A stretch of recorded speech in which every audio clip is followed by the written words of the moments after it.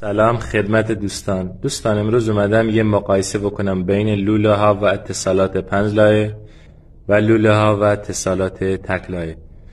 لوله های تک لایه یا همون پروپیلن و در بعضی نسخه ها 3 لایه پلی پروپیلن هستش و اتصالاتش هم تک لایه از جنس پروپیلن هست و لوله های 5 لایه از 2 لایه پلیمر، 2 لایه چسب و 1 لایه آلومینیوم جمعاً میشه 5 لایه درست شده و اتصالات 5 لایه از جنس برنجه و برای زیبایی کار با فلز نیکل آبکاری شده.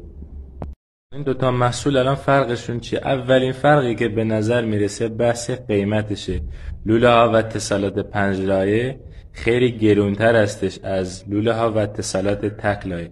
لوله های 5 لایه به خاطر آلومینیومی که داخلشه خیلی راحت تر خم میشه، ولی لوله های تک لایه یکم سخت‌تر و سفت‌تر هستش. لوله های تک لایه، لوله های 5 لایه به خاطر آلومینیومی که توش هست خم میشه و احتمال این که بشکنه زیاده یا سوراخ بشه، ولی لوله های تک لایه یکم استحکامش بیشتر از لوله های 5 لایه هستش. کار کردن لوله های تک لایه ما به دستگاه اتو نیاز داریم، ولی برای کار کردن لوله های 5 لایه ما به دستگاه پرس نیاز داریم که این حلقه استیل رو پرس بکنه.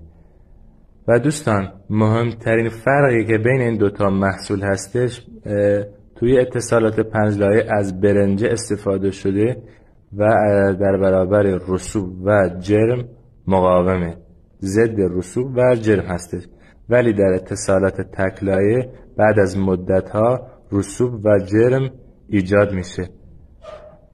دوستان اگه هر روز میخواید چیزای بیشتری یاد بگیرید منو فالو کنید. ممنونم ازتون. خدا نگهدار.